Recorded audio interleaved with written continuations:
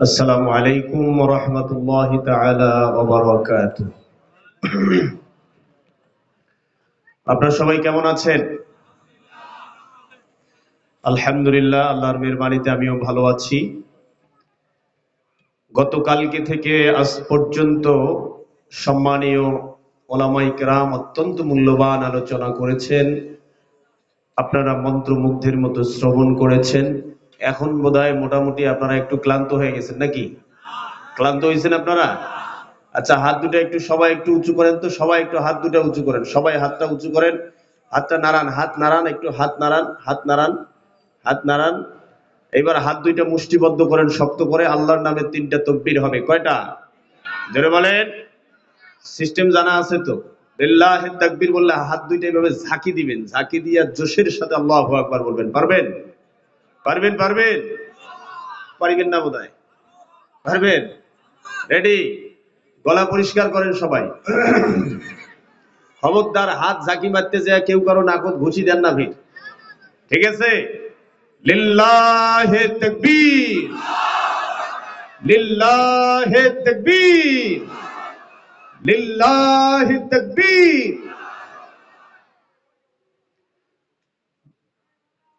বাইরে যারা এখনো এদিক সেদিক অযথা অপ্রয়োজনীয় কাজে বিচ্ছিন্ন বিক্ষিপ্ত ভাবে ঘোরাফেরা করছেন, কোরআনের এই বিশাল মাহফিলের পবিত্রতা এবং শৃঙ্খলা রক্ষার স্বার্থে, এ মাহফিলকে সফল করার স্বার্থে আল্লাহর ওয়াস্তে কোনো মানুষ বাইরে অযথা অপ্রয়োজনীয় কাজে ঘোরাফেরা করবেন না। মেহরবানি করে মাহফিলের মূল পর্ব শুরু হয়েছে। আল্লাহর ওয়াস্তে সবাই এসে কোরআনের বাগানে আপনাদের আসন গ্রহণ করুন। আলহামদুলিল্লাহ, আলহামদুলিল্লাহ জাআলা আশ-শামসা ওয়াল কমারা বিহুসবান والنجم والشجر يسجدان والسماء رفعها ووضع الميزان ونشهد أن سيدنا وحبيبنا ومولانا محمدا عبد الله ورسوله الذي أرسله بالحق بشيرا ونذيرا وداعيا إلى الله بإذنه وسراجا منيرا. فقد قال الله تعالى في كلامه المجيد والفرقان الحميد. যাদের জবান আছে সবাই আমার সাথে বলুন আউযু বিল্লাহি মিনাশ শাইতানির রাজীম। বিসমিল্লাহির রাহমানির রাহিম। ومن أعرض عن ذكري فإن له معيشة ضنكا فإن له معيشة ضنكا ونحشره يوم القيامة أعمى قال رب لم حشرتني أعمى وقد كنت بصيرا قال كذلك أتتك آياتنا فنسيتها وكذلك اليوم تنسى. وقال الله تعالى إن الله وملائكته يصلون على النبي يا أيها الذين آمنوا صلوا عليه وسلموا تسليما. اللهم صل على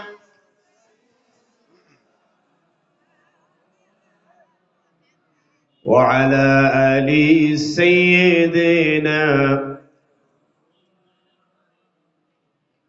মনের মাঝে একটাই স্বপ্ন বারে বারে উকি দেয়, যে স্বপ্ন ভুলে থাকা যায় না। রাতের ঘুমের মাঝে স্বপ্নে তোমায় দেখি, নয়ন বাড়ি ফেলে তোমার ছবি আঁকি। রাতের ঘুমের মাঝে স্বপ্নে তোমায় দেখি, নয়ন বাড়ি ফেলে তোমার ছবি আঁকি। এই হৃদয় মাঝে থেকে তোমার ছবি নবী মুছে ফেলা যায় না, যে স্বপ্ন ভুলে থাকা যায় না। আল্লাহুম্মা সাল্লি আলা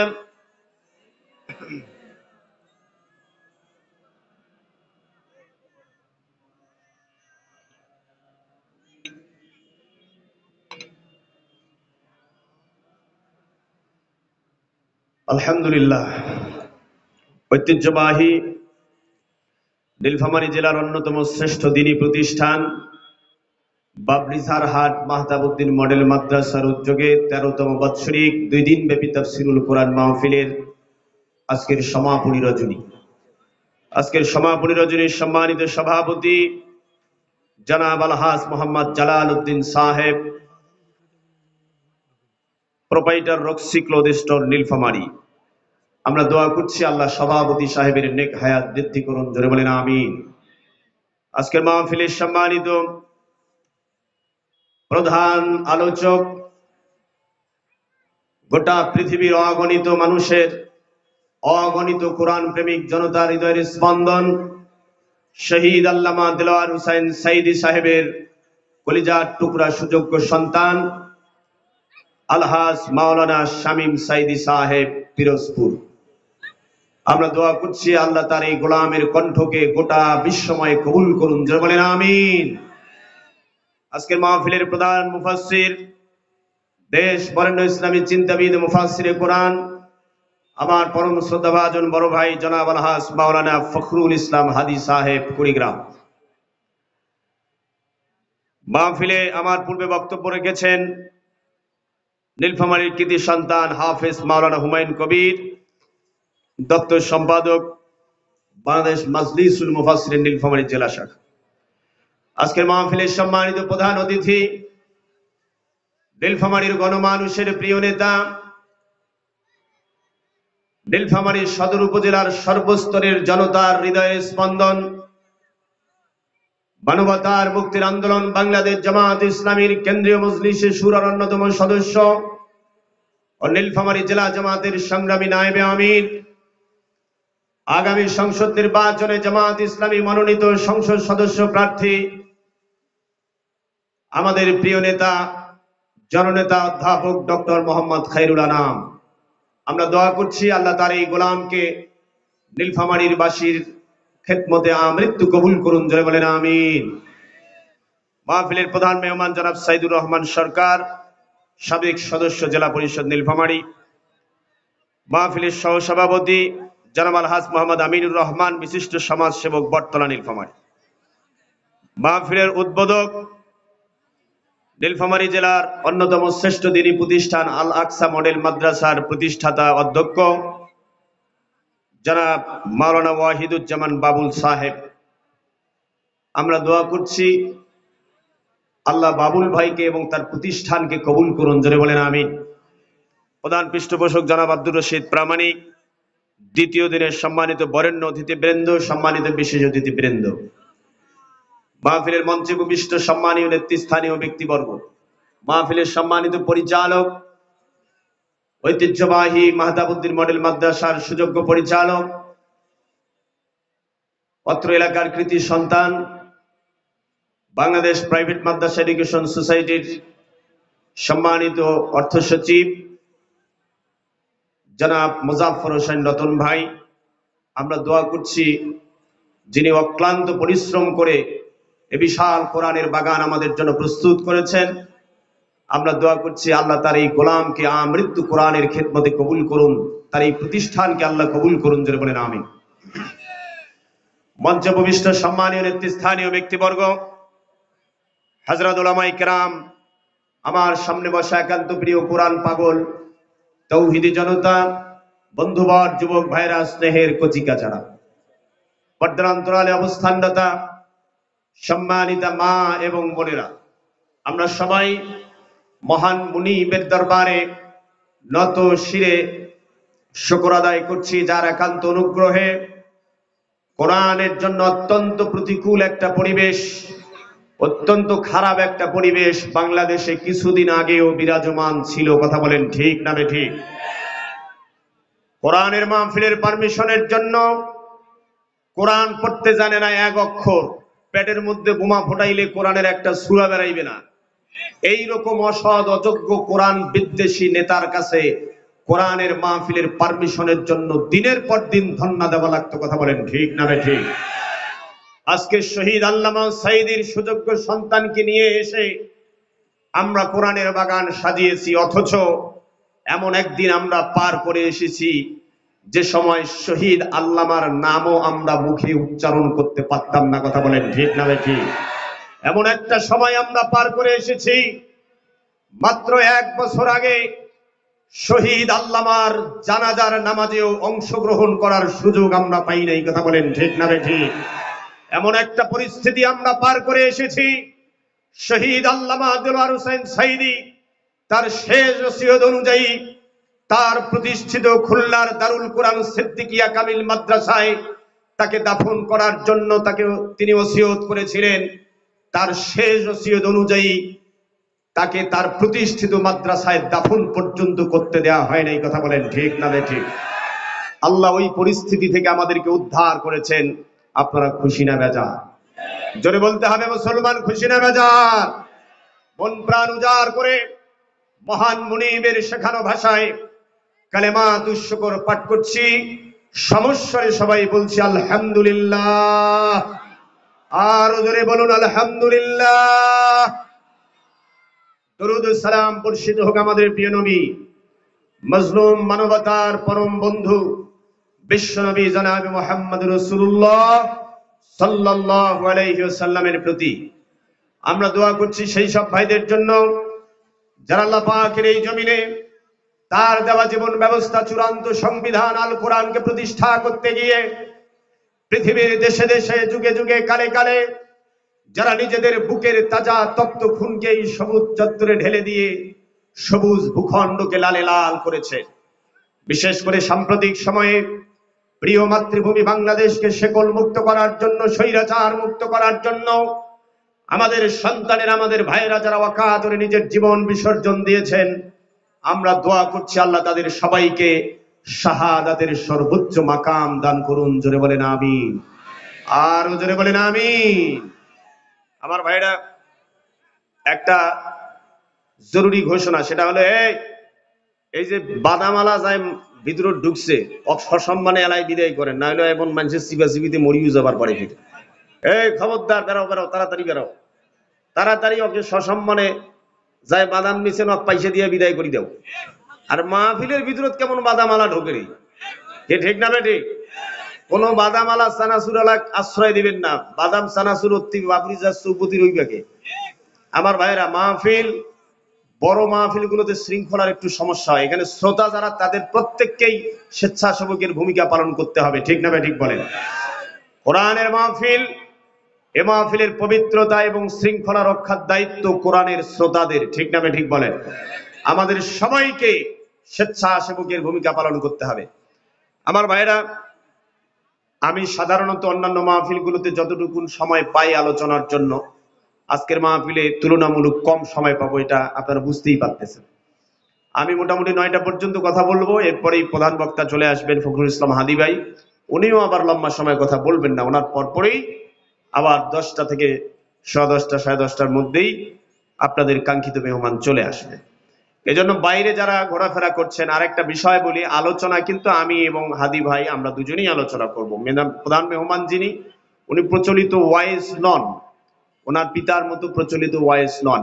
তিনি তার পিতার স্মৃতিচারণ করবেন এবং আমাদের জন্য গুরুত্বপূর্ণ কিছু নসিহা করবেন। এজন্য এই যে সামনের আগামী 2টা ঘন্টা অত্যন্ত মূল্যবান আজকের মাহফিলের জন্য। যারা এখনো বাইরে আছেন, আপনারা বিরাট বড় নেয়ামত থেকে বঞ্চিত আছেন। আল্লাহর ওয়াস্তে কোরআনের মাহফিলে এক্ষুনি ঢুকে পড়েন। আমার ভাইরা, যেহেতু তাফসিরুল কোরআন মাহফিল, এজন্য সরাসরি আল্লাহর কালাম থেকে আলোচনার জন্য আমি বরকতময় কালামে হাকিমের সূরা তাহা থেকে কয়েকটি আয়াতে কারিমা পাঠ করেছি। অত্যন্ত পরিচিত কয়েকটি আয়াতে কারিমা আমি পাঠ করেছি। তেলাওয়াতকৃত আয়াতে কারিমার আলোকে আলোচনার জন্য অত্যন্ত গুরুত্বপূর্ণ একটা বিষয় আমি নির্ধারণ করেছি। সেটা হলো আগামীর স্বপ্নের বাংলাদেশ বিনির্মাণে কোরআনের শিক্ষার, কোরআনী শিক্ষার ভূমিকা। আমাদের স্বপ্নের বাংলাদেশ বিনির্মাণে ক্ষুধা দারিদ্রতা মুক্ত, সন্ত্রাস চাঁদাবাজ মুক্ত, অভাব অনটন বেকারত্ব মুক্ত, সন্ত্রাস চাঁদাবাজ এবং বৈষম্য মুক্ত আমাদের স্বপ্নের সোনার বাংলাদেশ বিনির্মাণে কোরআনী শিক্ষার ভূমিকা, দ্বীনি শিক্ষার ভূমিকা কি, এ বিষয়ে আমি আলোচনার নিয়ত করেছি। ওমা তৌফিকি ইল্লা বিল্লাহ। আমার ভাইরা, আপনারা জানেন এই ক্ষুধা দারিদ্রতা মুক্ত, সন্ত্রাস চাঁদাবাজ মুক্ত বাংলাদেশ বিনির্মাণের জন্যই জুলাই আগস্টের আন্দোলনে আমাদের কলিজার টুকরা সন্তানেরা ওয়াকাতরে জীবন বিলিয়ে দিয়েছে। কথা বলেন ঠিক না বেঠিক? এই সন্ত্রাস চাঁদাবাজ মুক্ত বৈষম্য মুক্ত বাংলাদেশ বিনির্মাণের জন্যই আমাদের রংপুরের কৃতি সন্তান শহীদ আবু সাইদ 2 হাত প্রসারিত করে বুলেটের সামনে বুক চেতিয়ে দাঁড়িয়ে বলেছিল, বুকের ভিতর তুমুল ঝড়, বুক পেতেছি গুলি কর। শহীদ আবু সাইদের রেখে যাওয়া স্বপ্নের বাংলাদেশ, শহীদ মীর মুগ্ধের রেখে যাওয়া 1600 শহীদের রক্তের বিনিময়ে অর্জিত নতুন বাংলাদেশ কিভাবে গঠন হবে, আল্লাহর কোরআন থেকে আমরা আলোচনা শুনবো ইনশাআল্লাহ। আমার ভাইরা, এই ক্ষুধা দারিদ্রতা মুক্ত, সন্ত্রাস চাঁদাবাজ মুক্ত, বৈষম্য মুক্ত বাংলাদেশ কিভাবে গঠন হবে, এ কথা আল্লাহর কোরআনে আছে না নাই? আছে, আছে। বিশ্বাস হয়? বলে সত্য কথা হুজুর, এলাও ফির কোরআনত থাকে।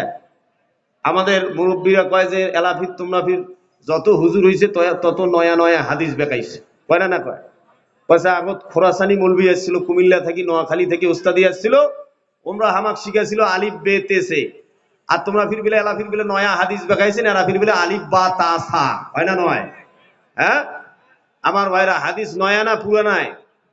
কথা বলেন। হাদিস পুরানায় যায়, নতুন শুনে তার কাছে নতুনই লাগে। কথা বলেন ঠিক না বেঠিক? আমার ভাইরা, সুতরাং ক্ষুধা দারিদ্রতা মুক্ত, সন্ত্রাস চাঁদাবাজ মুক্ত, বৈষম্য মুক্ত বাংলাদেশ বিনির্মাণে দ্বীনি শিক্ষার ভূমিকা কি, এ বিষয় নিয়ে আমরা কথা বলবো ইনশাআল্লাহ।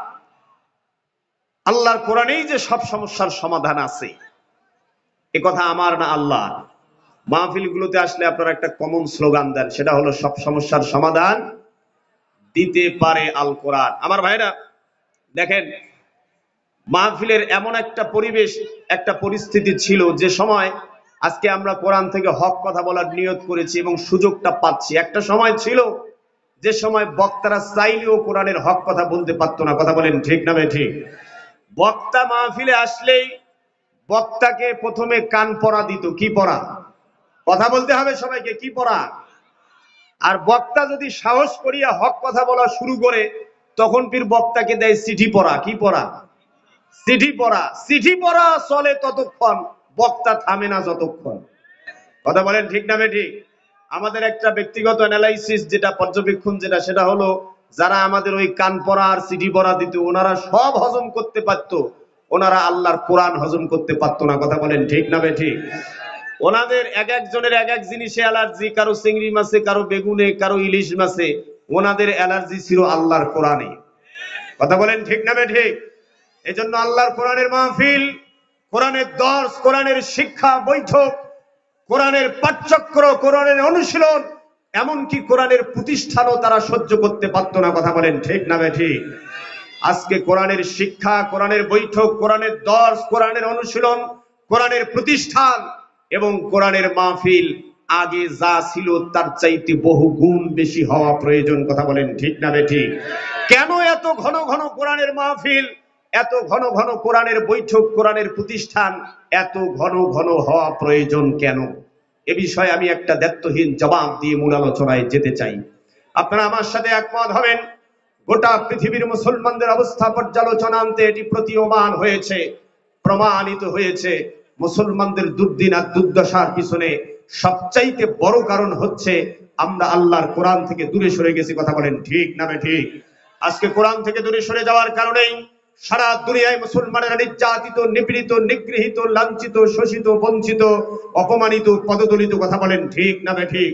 আজকে কোরআন থেকে দূরে সরে যাওয়ার কারণেই পৃথিবীর মুসলিম অধ্যুষিত জনপদ Iraq, Iran, Afghanistan, Palestine, Tajikistan, Kazakhstan, Turkmenistan, Libya, Syria, Algeria, Bulgaria, Nigeria সহ পৃথিবীর মুসলিম অধ্যুষিত জনপদগুলোতে বেছে বেছে টার্গেট করে করে ইহুদিবাদী ইসরায়েলের প্রত্যক্ষ মদদে, সন্ত্রাসবাদী আমেরিকার আঙ্গুলি ইশারায় আর সাম্রাজ্যবাদী ভারতের নগ্ন হস্তক্ষেপে সারা দুনিয়ায় মুসলমানের রক্ত নিয়ে হোলি খেলা হচ্ছে। কথা বলেন ঠিক না ঠিক? তারই ধারাবাহিকতায় সেই ষড়যন্ত্রের অংশ হিসাবে ৫৬,০০০ বর্গ মাইলের প্রাণপ্রিয় মাতৃভূমি বাংলাদেশ, শাহজালাল, সফরান, শাবাগদুম, শরীয়তুল্লাহ, তিতুমিরের প্রাণপ্রিয় মাতৃভূমি বাংলাদেশ, লক্ষ লক্ষ শহীদের রক্তের বিনিময়ে অর্জিত লাল সবুজের প্রিয় মাতৃভূমি বাংলাদেশ, ৯০% মুসলিম অধ্যুষিত আমাদের প্রাণের প্রিয় মাতৃভূমি বাংলাদেশেও একটি ছোট্ট মহল সুপরিকল্পিত ভাবে ইসলাম, মুসলমান, ইসলামী আন্দোলন, ইসলামী নেতৃত্ব এবং উলামায়ে কেরামের বিরুদ্ধে সুগভীর ষড়যন্ত্রে মেতে উঠেছে। কথা বলেন ঠিক না ঠিক? সুতরাং ফিরে আসতে হবে, কোরআনের কাছে ধারণ করতে হবে শুধুই কোরআন। এই কোরআন শুধু চুমু খাইলে দায়িত্ব শেষ হয়ে যাবে না। কোরআন দিয়ে শুধু মিলাদ মাহফিল পড়লেই কোরআনের হক আদায় হয় না। রমাদান কারিমে কোরআন দিয়ে শুধু খতমে তারাবি পড়লেই কোরআনের হক আদায় হয় না। আপনার পিতার মৃত্যুর পরে, মাতার মৃত্যুর পরে ৩ দিন, ৭ দিন, ১০ দিন, ৪০ দিনে কোরআন খানি করলেই কোরআনের হক আদায় হয় না। কথা বলেন ঠিক না ঠিক? কারণ কোরআনে কারিমের বিধান প্রতিষ্ঠার জন্য আমাদের প্রিয় নবী, বিশ্ব নবী, মানবতার বন্ধু মুহাম্মদুর রাসূলুল্লাহ সাল্লাল্লাহু আলাইহি ওয়াসাল্লাম শিয়াবে আবু তালিবে ৩ বছর কারারুদ্ধ থেকে মানবেতর জীবন যাপন করেছেন মুসলমান। কথা বলতে হবে ঠিক না ঠিক? এই কোরআনের বিধান প্রতিষ্ঠার জন্য প্রিয় নবী তায়েফে পাথরের আঘাতে জর্জরিত হয়েছেন। এই কোরআনের বিধান প্রতিষ্ঠার জন্য আসহাবে কেরাম কাতরে জীবন দিয়েছেন। এই কোরআনের বিধান প্রতিষ্ঠার জন্য আইম্মায়ে কেরাম জীবন দিয়েছেন। এই কোরআনের বিধান প্রতিষ্ঠার জন্য আমাদের ইমামদের ইমাম, ইমামে আজম আবু হানিফা রাহিমাহুল্লাহ জেলখানায় ধুকে ধুকে শহীদ হয়েছেন। কথা বলতে হবে ঠিক না ঠিক? শুধু তাই নয়, মুসলমান এই কোরআনের বিধান প্রতিষ্ঠার জন্য সৈয়দ কুতুব শহীদ হয়েছেন। এই কোরআনের বিধান প্রতিষ্ঠার জন্য শহীদ হাসানুল বান্না জীবন দিয়েছেন। এই কোরআনের বিধান প্রতিষ্ঠার জন্য শহীদ মাওলানা মতিউর রহমান নিজামী, শহীদ আলী আহসান মুহাম্মদ মুজাহিদ, শহীদ আব্দুল কাদের মোল্লা সহ বিশ্বব্যাপী ইসলামী আন্দোলনের নেতারা একের পর এক হাসি মুখে ফাঁসির মঞ্চকে বরণ করেছেন। কথা বলতে হবে ঠিক না ঠিক? শুধু তাই নয়, নীলফামারীর তৌহিদি জনতা, শুধু তাই নয়, বাকরিঝাড়ের বিপ্লবী জনতা এই কোরআনের বিধান প্রতিষ্ঠার জন্যই, এই কোরআনের বিধান প্রতিষ্ঠার জন্যই কোরআনের পাখি, যিনি ৫০টি বছর গোটা বিশ্বময় কোরআনের দাওয়াত দিয়েছেন, যার হাতে হাত রেখে অসংখ্য মুসলিম কালেমা পড়ে ইসলাম কবুল করে মুসলমান হয়েছেন, সেই কোরআনের পাখি আল্লামা দেলোয়ার হোসেন সাঈদী কোরআনের বিধান প্রতিষ্ঠার আন্দোলনে নেতৃত্ব দেওয়ার অপরাধে বছরের পর বছর অন্ধকার কারা প্রকোষ্ঠে মানবেতর জীবন যাপন করে কোরআনের পাখি আল্লামা সাঈদী কোরআনের জন্য শহীদ হয়ে দুনিয়া ছেড়ে চলে গেছে। কথা বলতে হবে ঠিক না ঠিক? কোরআনের পাখি আল্লামা সাঈদীর রেখে যাওয়া সেই আদর্শ, কোরআনের পাখি আল্লামা সাঈদীর রেখে যাওয়া সেই আন্দোলন, কোরআনের পাখি আল্লামা সাঈদীর রেখে যাওয়া সেই মিশন, কোরআনের পাখি আল্লামা সাঈদীর রেখে যাওয়া সেই দাওয়াতকে বাস্তবায়ন করার জন্য যদি আবার ময়দানে ডাক আসে, যদি আবার ময়দানে ডাক আসে, জীবনের ঝুঁকি নিয়ে জানমালের কোরবানি করে যে কোনো পরিস্থিতির মোকাবেলা করে নারায়ে তাকবীরের স্লোগানে নীলফামারীর আকাশ বাতাস প্রকম্পিত করে ইসলামের দুর্দিন দুঃসময়ে আমাদের পূর্বসূরীদের মতো, আমাদের শহীদ নেতৃবৃন্দের মতো প্রয়োজনে মাথায় কাপড়ের কাপড় বেঁধে রাজপথে ঝাঁপিয়ে পড়তে হবে। কারা কারা রাজি আছেন দুহাত উঁচু করে আল্লাহকে দেখো।